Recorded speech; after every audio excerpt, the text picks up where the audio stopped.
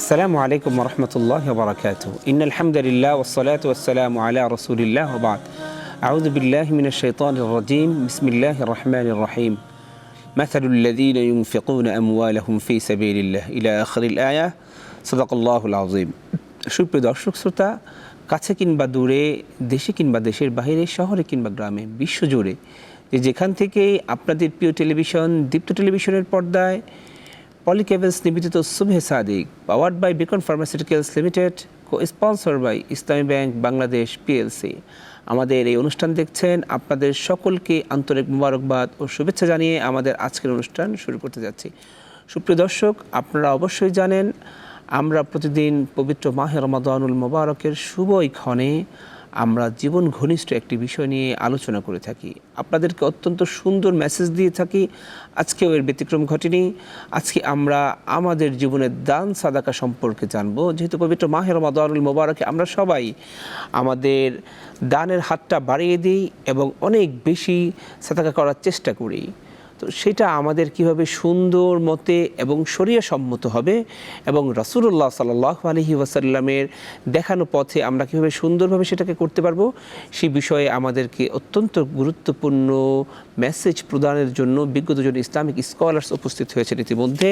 আসুন প্রিয় দর্শক, দেরি না করিয়ে ওনাদের সাথে পরিচয় করে দিই। প্রথমে পরিচয় করে দিচ্ছি আমার সামনে সোজাসুজি যিনি আছেন, মাওলানা আবু জাফর সিদ্দিকী, অধ্যক্ষ দারুল হুদা হাফিজিয়া আলিম মাদ্রাসা। এরপরে যিনি আছেন আমাদের বিজ্ঞ ইসলামিক স্কলার্স মাওলানা লোকমান সাইফি, খতিব আল হেরা জামে মসজিদ, ডেমরা, ঢাকা। অসংখ্য ধন্যবাদ আপনাদের উভয়কে আমাদের স্টুডিওতে আজকে আমন্ত্রিত হয়ে আসার জন্য। আমাদের আজকের অত্যন্ত গুরুত্বপূর্ণ বিষয় দান সাদাকা, সাথে সাথে আমরা সিয়ামটাকেও আমরা ইনক্লুড করেছি। যেহেতু আমরা দান সাদাকাটা আমরা যারা সাধারণ মানুষ আছি আমরা সব সময় যতটুকু করি তার চাইতে, যেহেতু এখন রমাদানের ব্যাপারে আল্লাহ রাব্বুল আলামিনের পক্ষ থেকে আমাদের জন্য একটা রিওয়ার্ড আছে যে আমরা 170 পাবো, তো সেজন্য আমরা এই সময়টা অনেক বেশি দান সাদাকা করার চেষ্টা করি। এই বিষয়ে আসলে আমরা আমাদের দান সাদাকার যেই নিয়ম আছে সেই নিয়ম তান্ত্রিকভাবে আমরা কীভাবে করতে পারবো, শেখ আপনার কাছে চলে যাব, প্লিজ এই বিষয়ে আমাদেরকে বলবেন। ধন্যবাদ আপনাকে আজকে সুন্দর একটি বিষয় এখানে উপস্থাপন করার জন্য। আসলে আপনি শুরুতে একটা আয়াত তেলাওয়াত করেছেন, মাসালুল লাযীনা ইউনফিকুনা আমওয়ালাহুম ফী সাবিলিল্লাহ। দানকারীদের উদাহরণ আল্লাহ তাআলা এখানে দিয়েছেন। তবে দান আসলে কি বা কেনই বা আমরা দান করব, দানটা করার আসলে মুখ্য উদ্দেশ্য কি? আল্লাহ পৃথিবীর প্রতিটা মানুষকে সম্পদ দান করেন, তবে কাউকে বেশি দান করেন, কাউকে কম দান করেন। সম্পদগুলি আসলে আমাদের না, সম্পদ আল্লাহর দেয়া। আল্লাহর দেয়া সম্পদ আমরা আল্লাহর রাস্তায় খরচ করব। আমাদের জীবনের যত সম্পদ আছে এগুলো সব আল্লাহর। যে মানে সেই আমরা যদি সূরাত তাওবার সেই আয়াতে চলে যাই, ইন্নাল্লাহা আশতারা মিনাল মুমিনিনা, সেই কথাই বলছিলাম যে আল্লাহ তাআলা কিন্তু আমাদেরকে তার জান্নাতকে বিক্রি করে দিয়েছেন আমাদের সম্পদের মাধ্যমে, যে কে আসো জান্নাতকে ক্রয় করতে চাও। সুতরাং আমরা সম্পদের মাধ্যমে কিন্তু সম্পদ দিলে আল্লাহ তাআলা আমাদেরকে জান্নাত দিবেন। তবে জান্নাত কার? জান্নাত তো আল্লাহর। সম্পদ কার? সম্পদও আল্লাহর। আল্লাহর জিনিস আমাদেরকে আল্লাহ দিয়ে আবার আল্লাহ আমাদের সাথে আবার বিজনেসটা করেছে, বিজনেস করতেছে। আল্লাহ তো বলছে, কে আসো তোমরা আমার সাথে ব্যবসা করতে চাও? হাল আদুল্লুকুম আলা তিজারা তুনজিকুম মিন আযাবিন আলীম। আমার সাথে ব্যবসা করবে, কি একটা আজীব ব্যাপার। আল্লাহ সম্পদ দিলেন, আবার আল্লাহ জান্নাতও দিলেন, তিনি আমাদের সাথে। তো অর্থাৎ এটা হলো আল্লাযী খালাকাল মাউতা ওয়াল হায়াতা লিয়াবলুয়াকুম আইয়ুকুম আহসানু আমালা। আল্লাহ এটা দেখার জন্য কে ভালো, আমরা আসলে কে ভালো করছি, কে ভালো। সম্পদ আল্লাহর, দিতে পারে কয়জনে? এই পৃথিবীতে দেখবেন যে অনেক মানুষ আছে যারা সম্পদ আছে ঠিকই, আল্লাযী জামা মালা ওয়া আদ্দাদা ইয়াহসাবু আন্না মালাহু আখলাদা। সম্পদ আছে ঠিকই, কিন্তু ওই যে বছর শেষে ফোন করে জিজ্ঞেস করে আমার অ্যাকাউন্টে এখন কত টাকা আছে, এত টাকা আছে, আচ্ছা থাক ওই পর্যন্ত। এই যে শুধু গণনা করে রেখে দেওয়া। তবে সম্পদটা তো আল্লাহর। আল্লাহ তাআলা বলেন, কাইলা ইয়াকুনা দুলাতাম বাইনাল আগনিয়া মিনকুম, খবরদার তোমাদের হাতে যেন গরিবদের সম্পদ পুঞ্জীভূত হয়ে না থাকে। সুতরাং এই যে দানের কথা বলেছেন, শুধু এক প্রকার দান, বিভিন্ন প্রকারের দান রয়েছেন। তবে আমরা যারা রয়েছি রমাদানুল মুবারক আসলেই কিন্তু আমরা দানের কথাটা বেশি বেশি আলোচনা করি। এর কারণ কি? এর কারণ হলো ইমানদারদের জন্য একটা ব্যবসার মাস হলো রমাদান মাস। সেই দৃষ্টিকোণ থেকে যাকাতকে আমরা অন্য সময় দিতে পারি না, দান সাদকাকে আমরা অন্য সময় করতে পারি না, পারি। তবে উলামায়ে কেরাম যারা রয়েছেন রমাদান মাস আসলেই তারা কেন এই দান সাদকার কথা বলেন? রাসূলুল্লাহ সাল্লাল্লাহু আলাইহি ওয়াসাল্লাম কেন রমাদানুল মুবারকে এত বেশি দান করেছেন। রিহুল মুরসাল বলছে প্রবাহমান বাতাসের চাইতেও রাসূলের দানের হাত বেড়ে যেত। সুবহানাল্লাহ। সুতরাং কেন এটা? আল্লাহ তাআলা এই জন্যই বলেছেন যে যদি রমাদান মাসে কেউ যদি একটা ফরজ ইবাদত করে তবে তো 70টা ফরজ ইবাদতের সওয়াব পাবে। কেউ যদি একটা নফল ইবাদত করে তাহলে সে একটা ফরজ ইবাদতের সওয়াব পাবে। আবার অন্যান্য মাসে আমরা যদি দেখি মান জাআ বিল হাসানাতি ফালাহু আশরু আমসালিহা, কেউ যদি একটা ভালো কাজ করে, একটা পুণ্যের কাজ করে, সে 10টা কাজের নেকি পাবে। আবার রমাদানুল মুবারকের কথা আসছে যে কেউ যদি 1 টাকা দান করে বা একটা পুণ্যের কাজ করে তবে সে 70 থেকে 700 গুণ পর্যন্ত আল্লাহ তাআলা তাকে সওয়াব বৃদ্ধি করে দিবেন। এরপরে আল্লাহ তাআলা বলছেন ফায়ুদাইফাহু লাহু আযআফান কাসীরা, আল্লাহ তাআলা চাইলে কিন্তু এর চাইতেও বহুগুণে বৃদ্ধি করে দিতে পারেন। কেন কেন কেন আল্লাহ তাআলা এগুলি দিচ্ছেন? কারণ আল্লাহ তাআলা চান না যে আমরা জাহান্নামে যাই। কোনোভাবেই বিপদগামী হোক আল্লাহর বান্দা, এটা আল্লাহ চান না। দেখেন ছোট্ট একটা হাদিসের মধ্যে এভাবে আসছে, আল্লাহ যাকে বেশি পছন্দ করেন, ভালোবাসেন, মহব্বত করেন, আল্লাহ ওই বান্দাকে, ওই বান্দিকে রোগ, শোক, বিমার, কষ্ট, মুসিবত দিয়া জর্জরিত করে রাখেন। সুবহানাল্লাহ। তার মানে আমরা বুঝতে পারবো যে আমাদের যখন মুসিবত অথবা আমাদের কোনো অসুস্থতা যাচ্ছে, আল্লাহর নিয়ামতটা আমার উপরে খুব সুন্দরভাবে ভর করছে। মনে করতে হবে আল্লাহর পছন্দ নিয়ে আমি হতে পেরেছি, আল্লাহ আমাকে পছন্দ করেন। সাহাবায়ে কেরাম জিজ্ঞেস করলেন, ইয়া রাসূলুল্লাহ, আমরা নামাজ পড়ি, আমরা রোজা রাখি, আমরা ভালো কাজ করি, তারপর আল্লাহ আমাদেরকে রোগ শোক মুসিবত দিবেন?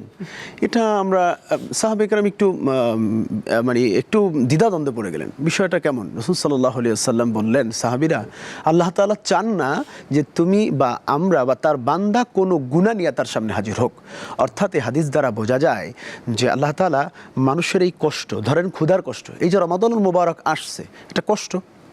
আজকে প্রায় রোজা রাখতেছি আমরা 12 ঘন্টা 49 মিনিট, এখন বর্তমানে 12 ঘন্টা 49 মিনিট কিন্তু আমরা থাকতেছি একমাত্র আল্লাহর ভয়ে, আমরা আল্লাহর ভয় না খেয়ে থাকি, আল্লাহর ভয়। শেখ আমরা আপনার কাছে আবারও আসবো, আমরা শেখ আপনার কাছে চলে যাবো যে দান সাদাকা সম্পর্কে আমাদেরকে যদি কিছু বলেন। ধন্যবাদ সম্মানিত উপস্থাপক। দান এটা হচ্ছে একটি আল্লাহ তাআলার ফরজ বিধান। কোরআনুল কারিমে আল্লাহ তাআলা দানের ব্যাপারে বিভিন্ন জায়গায় বলেছেন।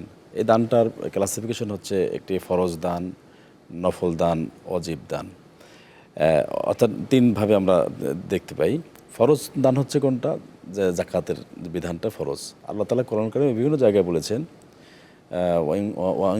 ওয়ানফাকু ফি সাবিলিল্লাহি সিররা ওয়া আলানিয়া, তোমরা দান করো আল্লাহর রাস্তায় গোপনে এবং প্রকাশ্যে। গোপনে প্রকাশ্যে দান করার মহত্বটা কি এখানে? গোপনে দান করলে আল্লাহ তাআলা বেশি খুশি হয় এবং এই দানশীল ব্যক্তিকে আরশে আযমের ছায়ার নিচে আশ্রয় দিবেন। এবং হাদিস শরীফে আসছে, যে ব্যক্তি এই ফরজ দান আদায় করলো না, যাকাত আদায় করলো না, কিন্তু এমনি মাঝে মধ্যে নফল দান সে করলো, বিভিন্ন সময় টাকা পয়সা মানুষকে দিল, গরিব দুঃখীদের দিল, এই নফল দানটা তার এক সময় কিয়ামতের ময়দানে যখন আরশে আযমের নিচে ছায়ায় স্থান পাবে না, ওই ব্যক্তির জন্য তার এই দানগুলো, ছোটোখাটো দানগুলো একটা মেঘ হয়ে ছায়া দান করবে। সুবহানাল্লাহ। তাহলে এই যা দান যেভাবেই করুক না কেন, সেখানে কিন্তু ফজিলত রয়েছে। তো এখন ফরজ দান, আপনি যেমন যাকাত আপনার ফরজ হয় নাই, কিন্তু আপনি তাই দিলেন না, কিন্তু এমন ছোটোখাটো নফল দান আপনি করলেন, সাদাকাগুলো করলেন। যেমন আপনি মিম্মা রাযাকনাহুম ইউনফিকুন, আল্লাহ বলছেন আমি তোমার বান্দাদেরকে যে রিজিক দিয়েছি, তোমাদেরকে যে রিজিক দিয়েছি তার থেকে ব্যয় করো। এখন আমার তো জাকাত দেওয়ার মতো ক্যাবিলিটি নাই, তাই কি আমি দান করব না? কিন্তু আমিও দান করব, মানে আমার যা আছে, যা দিয়েছে আল্লাহ, তার থেকেই আমি, আমার কাছে নিসাব পরিমাণ নেই, কিন্তু যা আছে তার থেকে শেয়ার করার জন্য আল্লাহ তাআলা বলেছেন। তো এই জন্য এই দান করা একটি ভালো কাজ। যেমন রাসূলুল্লাহ সাল্লাল্লাহু আলাইহি ওয়াসাল্লাম বলেছেন, এই দানশীল ব্যক্তিকে বলা হচ্ছে সাকি। as-সাকি করিবুম মিনাল্লাহ, করিবুম মিনাল্লাহ, এটা সাকি ব্যক্তি, দানশীল ব্যক্তি আল্লাহর নিকটবর্তী। বাইদুম মিনাল্লাহ, আল্লাহর থেকে দূরে। মানে কারা? যারা বখিল, আল বখিলু বাইদুম মিনাল্লাহ, আল্লাহ থেকে দূরে হচ্ছে বখিল। মানে হচ্ছে যারা মানে অনেক সঞ্চয় করেছে কিন্তু আল্লাহর রাস্তায় দিতে তাদের হাত গুটিয়ে রেখেছে, তারা আল্লাহ রাব্বুল আলামিনের কাছ থেকে অনেক দূরবর্তী। করিবুম মিনাল জান্নাহ, সাকি ব্যক্তি, দানশীল ব্যক্তি জান্নাতেরও নিকটবর্তী। দেখবেন হাদিস শরীফে আসছে, যে ব্যক্তি দান করতে অভ্যস্ত, এই ব্যক্তি সে ফাসিক কিন্তু সে আল্লাহর বন্ধু হওয়ার যোগ্যতা রাখে। সুবহানাল্লাহ। মানে ফাসিক ব্যক্তি কিন্তু সে পাপাচারী, কিন্তু এই দান করার কারণে সে আল্লাহর বন্ধু হওয়ার জন্য আল্লাহর কাছে সে প্রিয় হয়ে যায়।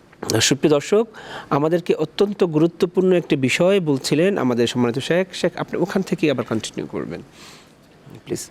দানশীল ব্যক্তিকে আল্লাহ তাআলা খুব পছন্দ করেন।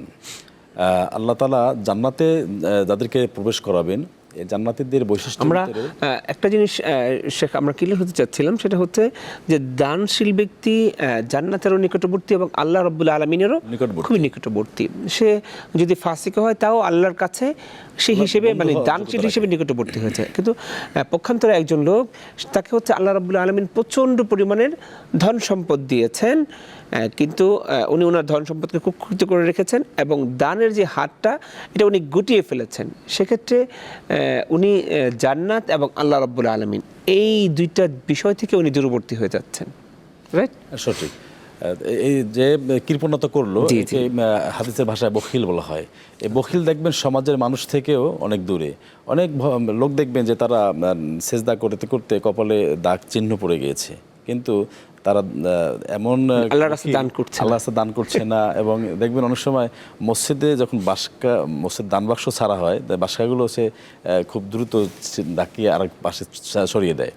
তার অথচ সে কিন্তু পাগড়ি বেঁধে নামাজ পড়ছে, তার চিহ্ন রয়েছে সিজদার, কিন্তু দানশীল না। কারণে সে আল্লাহর কাছেও প্রিয় না, সমাজের লোকগুলো তাকে কিন্তু ভালোভাবে দেখে না। তো এখন মানে দান সাদাকা এটা মানে সামাজিকভাবেও একটা প্রভাব ফেলে। এই জন্য যারা প্রকাশ্যে দান করে, যেমন আপনি প্রকাশ্যে দান করার ব্যাপারে আল্লাহ কেন নির্দেশনা দিলেন বা উৎসাহ কেন দিলেন? প্রকাশ্যে দান করলে আপনার দেখা দেখি আমি উৎসাহ পাবো, আমিও দান করতে আমি উৎসাহ পাবো, দান করব, এই জন্য প্রকাশ্যে কথা বলা হয়েছে। কিন্তু গোপন দান হচ্ছে আবার যে ব্যক্তি এমনভাবে দান করলো যে ডান হাত দান করলো, বাম হাত জানলো না, এই ব্যক্তি কিন্তু আবার আরশে আজিমের ছায়ার তলে আশ্রয় পাবেন। আর জান্নাতের যারা যাবেন তাদের বৈশিষ্ট্যই হচ্ছে তারা দানশীল হবেন। যেমন সূরা ইমরানে আমরা দেখতে পাই যে যারা জান্নাতে যাবে তারা বলবে যে তাদের বৈশিষ্ট্য হচ্ছে যে আস-সাবিরিনা ওয়াস-সাদিকিনা ওয়াল-কানিতিনা ওয়াল-মুনফিকিনা ওয়াল-মুস্তাগফিরিনা ওয়াল-আসার। এখানে 17 নম্বর আয়াত সূরা ইমরানের, সেখানে আমরা 5টা গুণ দেখতে পাই। তা 5টা গুণের ভিতরে একটা হচ্ছে আস-সাবিরুন, তার ধৈর্যশীল, সাবির আস-সাদিকুন, তার দানশীল সত্যবাদী, আস-সাদিকুন সাবির আস-সাদিকিন আল-কানিতিন, তারা হচ্ছে বিনীত, তারা বিনয়ী অত্যন্ত। কানিতান মুনফিকিন মানে হচ্ছে তার দানশীল, এবং মুস্তাগফিরিন আসার মানে হচ্ছে যারা শেষ রাত্রে তাহাজ্জুদের নামাজ পড়ে আল্লাহর কাছে কান্নাকাটি করে নিজের গুনাহের জন্য অনুতপ্ত হন। অসংখ্য ধন্যবাদ শেখ আপনাকে। শেখ, আমরা আপনার কাছে যাব যে এই যে দানটা আমরা করছি সামাজিকভাবে এটা কতটা প্রভাব ফেলে, আমাদের দান সৎকারটা সামাজিকভাবে কতটা প্রভাব ফেলবে? ধন্যবাদ। সামাজিকভাবে দানের প্রভাব অবশ্যই রয়েছে। আমি আপনাকে বলতে চাচ্ছি, যেহেতু সম্পদ আল্লাহর, আর আল্লাহ তো দিতে বলেছেন। যেমন হযরত আয়েশা সিদ্দিকা রাদিয়াল্লাহু তাআলা আনহাকে রাসূল সাল্লাল্লাহু আলাইহি ওয়াসাল্লাম একদিন একটা বকরি দান করার কথা বললেন।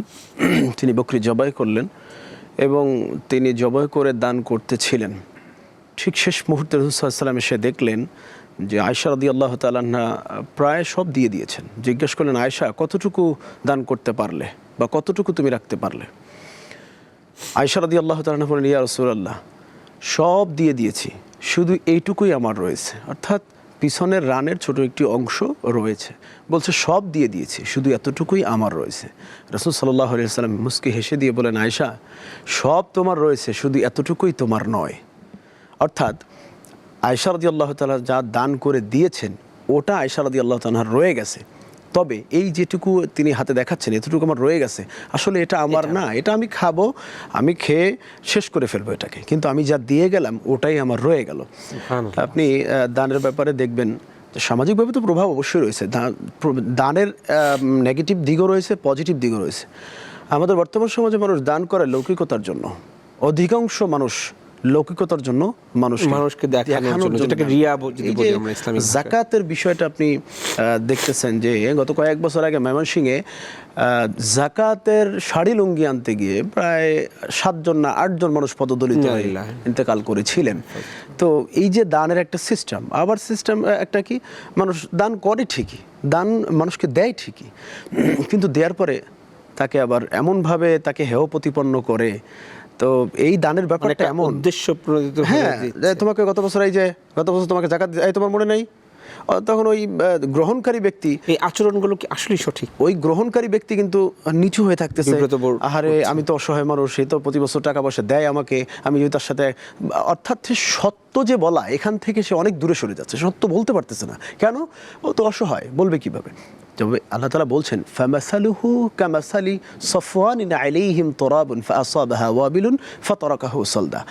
দানশীল ব্যক্তি যদি দান করার পরে সে খোঁটা দেয়, তোমাকে এটা দিছিলাম না, তোমার এটা ছিল না, আমি কইটা দেই নাই, প্রতি বছর তোমাকে যাকাতের টাকা দেই না, আমি প্রতি বছর এই লুঙ্গি শাড়ি কিনে দেই না আমি, যদি এমনটা হয়, সে যত বড়ই দানশীল ব্যক্তি হোক, আল্লাহ সুবহানাহু ওয়া তাআলা তার জন্য উদাহরণ দিচ্ছেন যে ওই দানশীল ব্যক্তির উদাহরণ হলো কোনো একটা মরুভূমিতে যদি উঁচু একটা পাথর থাকে, আস্তে আস্তে আস্তে আস্তে বাতাস আসতে আসতে ওই পাথরের উপরে বালু জমা হতে হতে বালুর স্তূপ পড়ে গেল, সেখানে একটা গাছ বা একটা বিচি পড়লো, সেখান থেকে একটা গাছ জন্মালো, ওই গাছটা বড় হয়ে গেল, হঠাৎ করে একটা ঝড় আসলো, ঝড় এসে বৃষ্টি প্রবল পড়তে পড়তে পড়তে পড়তে একবারে সফওয়ান পুরো একবারে সাদা হয়ে গেল, পাথরটা একবারে মাটিগুলি সরে গেল, আর গাছটা অমনিতেই পড়ে গেল। বলছে দানশীল ব্যক্তি দান করলে ঠিক তার সওয়াব এরকম হতে হতে হতে হতে উঁচু পরিমাণ হয়ে যায়, কিন্তু যখন সে এটা দিয়ে খোঁটা দিতে শুরু করে, তখন বৃষ্টি পড়লে যেমন পাথরের উপর থেকে বালুগুলি ধুয়ে ধুয়ে একবারে স্পষ্ট সাদা হয়ে যায়, চকচকা হয়ে যায়,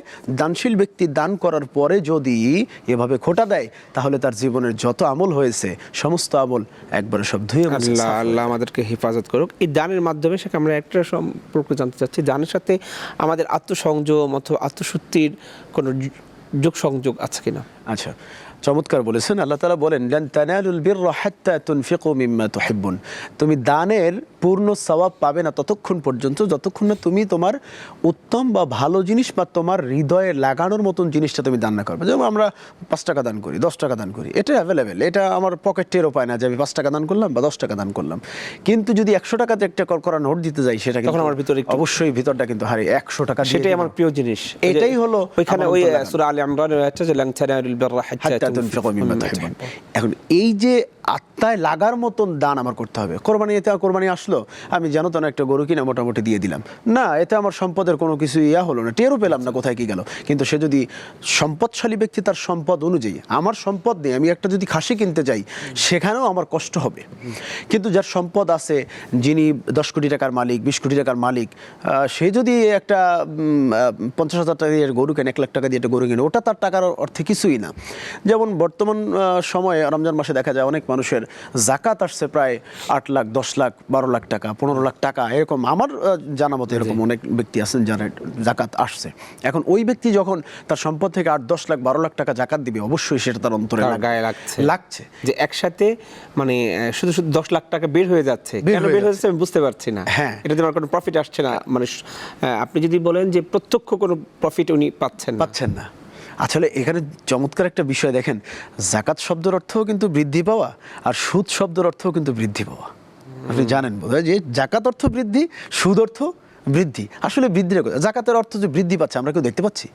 সামাজিকভাবে আমরা দেখতে পারি জাকাতের অর্থ বৃদ্ধি পায়, যে দান করলে যে সম্পদ বাড়ে, এটা কি আমরা কেউ দেখছি? কেউ দেখতে পাচ্ছি না। আমি একটা মজার বিষয়, আমি ইউনিভার্সিটির একটা ভাইবা পরীক্ষা আমার এক টিচার জিজ্ঞেস করেছিল, জাকাত অর্থ বৃদ্ধি পাওয়া, সুদ অর্থ বৃদ্ধি পাওয়া, এর মানেটা কি? আসলে সুদের যে বৃদ্ধিটা, এটা দৃশ্যমান, দেখা যায় যে আমি 1 টাকায় এত টাকা পাবো, 1000 টাকায় এত টাকা পাবো, কিন্তু জাকাতের তো দেখা যায় না। আসলে কি, যারা একজন মুদি দোকানদার টাকা দিচ্ছে বা দান করতেছে কারে? যারা অসহায় ব্যক্তি, তাদেরকে দান করতেছে। ওই টাকাটা, ওই মুদি দোকানদার টাকা নিয়ে কিন্তু সে বিদেশ চলে যাচ্ছে না, ওই টাকা নিয়ে সে কিন্তু ওই যে মাটির গর্তে রেখে দিচ্ছে না, ওই টাকা দিয়ে কিন্তু তিনি আবার ওই ব্যবসা বা ওনার নিত্য প্রয়োজনীয় জিনিসপত্র কেনার জন্য কিন্তু যাচ্ছেন। রুলিং হচ্ছে, এই রুলিং এর মাধ্যমে যেমন একজন অসহায় ব্যক্তি স্বাবলম্বী হচ্ছেন, রুলিং এর মাধ্যমে একজন ব্যবসায়ীও স্বাবলম্বী হচ্ছেন। তো সামাজিকভাবে বা আত্মিকভাবে যেটা রয়েছে এই দানের যে একটা খোরাক, অবশ্যই সেটা তখনই পাবো, এবং দানের মাধ্যমে আমার আত্মা পরিশুদ্ধ হবে, দানের মাধ্যমে মুসিবত দূরীভূত হবে। হযরত সুলাইমান আলাইহিস সালাতু ওয়াস সালামের কাছে একজন লোক এসে এভাবে আবদার করেছিল যে আমার একটা পাখি আবদার করেছিল যে আমার প্রতিদিন আপনার ওই অমুক লোক আমার ডিম খেয়ে নেয়। সুলাইমান আলাইহিস সালাতু ওয়াস সালাম একজন জিনকে আদেশ দিয়েছিল, এই তুমি তাকে যদি পরে যেদিন গাছে উঠবে, তাকে গাছটা এত জোরে ধাক্কা দিবে, তাকে ফেলে দিবে গাছ থেকে, কেন তার পাখির ডিম সে খেয়ে ফেলে। পরবর্তীতে যখন ওই লোকটা গাছে উঠতে গেল, জিন এসে ধাক্কা দিবেন, কিন্তু ঠিক একটু আগ মুহূর্তে একজন ভিক্ষুক আসলো। হযরত দাউদ আলাইহিস সালামের সেই অনুসারী কি করলেন, তাকে কিছু খাবার দিলেন বা তাকে কিছু দান করলেন। এই দানের মাধ্যমে যখন জিন ধাক্কা দিতে গেছেন, গাছ নাড়াইতে পারতেছেন না, ওই পাখি পরবর্তীতে সে আবারও সুলাইমান সাল্লামের কাছে বললেন যে আপনার কাছে বিচার দিয়ে গেলাম, তারপরেও তো আমার ডিম সে আপনি রক্ষা করতে পারলেন না। হযরত সুলাইমান সাল্লাম ওই জিনকে খবর দিলেন, তোমাকে একটা দায়িত্ব দিয়েছিলাম, তুমি সেটা পারলে না কেন? বলছে ইয়া রাসূলুল্লাহ, আপনি যে দায়িত্বটা দিয়েছিলেন আমি গিয়েও ছিলাম সেটা পালন করার জন্য, কিন্তু কি একটা অবস্থা, আমি যখন ওই গাছ ধাক্কা দিতে গেলাম ফেরেশতারা আমাকে ধাক্কায় পিছনে সরাই দিচ্ছে, কিন্তু আশ্চর্যের বিষয় দেখলাম তিনি গাছে ওঠার সময় তিনি নিজের পকেট থেকে বের করে কি যেন দিয়ে দিলেন। হযরত সুলাইমান আলাইহিস সালাতু ওয়াস সালাম তখন বললেন, হ্যাঁ তুমি ঠিক দেখেছো, দান করলে মানুষের কাছ থেকে মুসিবত দূরীভূত হয়। আল্লাহু আকবার, আল্লাহু আকবার। আমরা অত্যন্ত সুন্দর আলোচনা শুনছিলাম। শেখ, আমরা আপনার কাছে আসব যে শেখ যে কথা বলছিলেন যে সাদাকা মানে বিপদমুক্ত। আমরা যখন দান করব, সাদাকা করব, তখন আমরা বিপদমুক্ত হব এবং আল্লাহর রাগ নিবারণ হয়ে যায়। এই সম্পর্কে আমাদের খুবই একদম সংক্ষেপে সম্পূর্ণ একটা উত্তর আমাদের কাছে। রাসূল করিম সাল্লাল্লাহু আলাইহি ওয়াসাল্লাম বলেছেন, সাদকাতু তারাদ্দু মিনাল বালা, দান মানুষের বিপদ আপদ থেকে আল্লাহ হেফাজত করেন। নিঃসন্দেহে এটা রাসূলের যেহেতু হাদিস, এটাতে মানে সংশয় প্রকাশ করার কোনো সম্ভাবনাই নেই। শায়েখ যে এক্সাম্পলটা দিয়েছেন সাল্লাল্লাহু আলাইহি সাল্লামের জমানার, অত্যন্ত অথেন্টিক এবং আসলে এটা বাস্তবতা। এবং দান করার কারণে আপনার বিপদ দূর হবে এবং আল্লাহর আপনি প্রিয় বান্দা হতে পারবেন, আল্লাহর বন্ধু হওয়ার যোগ্যতা রাখবেন। এখানে আমরা দেখতে পাই যে দানশীল ব্যক্তি অনেক সময় দেখা যায় যে এইটা আমরা মনে করি যে আমরা এটা কেন দেব, এটা ওয়াহাক্কুন লিসাইলি ওয়াল মাহরুম, সাইল এবং মাহরুমের জন্য এটা হক, এটা আপনি এমনি দেবেন না, মানে এটা আসলে আমার না, এটা আমরা যাকে সাইলকে দিচ্ছি সাইলের হক, এটা তার আমার অধিকার। পকেটের টাকা, আমার 1 কোটি টাকা যাকাত হয়েছে, অথবা 100 কোটি টাকা, আমার 2.5 কোটি টাকা যাকাত হয়েছে, শয়তান আমাকে প্ররোচিত করবে যে এই 2.5 কোটি টাকা দিবি, এটা আরেকটা প্রজেক্ট দাঁড় করতে পারবি, কেন দিবি এটা? কিন্তু এটা দিতে হবে আপনাকে, অব্লিগেটরি, আল্লাহ পাকের বিধান এটা, ওয়াহাক্কুন লিসাইল ওয়াল মাহরুম, এটা সাইল এবং মাহরুমদের জন্য, যারা বঞ্চিত তাদের জন্য এটা হক। তোমার পকেটের টাকা, এই 2.5 কোটি টাকা, এটা অবশ্যই তোমার না, এটা হচ্ছে ওই গরিবদের দিতে হবে। অসংখ্য ধন্যবাদ শেখ আপনাকে, আপনাদের উভয়কে অসংখ্য ধন্যবাদ জানাচ্ছি। আমাদের আজকে স্টুডিওতে অনেক সুন্দর আলোচনা করেছেন দান, সাদাকা ও সিয়াম সম্পর্কে। আমাদের প্রিয় দর্শককে অনেক সুন্দর মেসেজ দিয়েছেন। আল্লাহ রাব্বুল আলামিন এই সকল বিষয়গুলোকে আমাদের জীবন ব্যবস্থাপনার মধ্যে আনার তৌফিক দান করুক, সেই প্রত্যাশা ব্যক্ত করছি। সুপ্রিয় দর্শক, আপনারা দেখছিলেন আপনাদের প্রিয় টেলিভিশন দীপ্ত টেলিভিশনের পর্দায় পলি কেবলস নিবেদিত Subhe Sadiq, powered by Beacon Pharmaceuticals Limited, co-sponsored by Islami bank Bangladesh PLC। আগামী পর্ব দেখার আমন্ত্রণ জানিয়ে আজকের মতো এখানেই বিদায় নিচ্ছি। ভালো থাকুন, সুস্থ থাকুন, থাকুন নিরাপদে।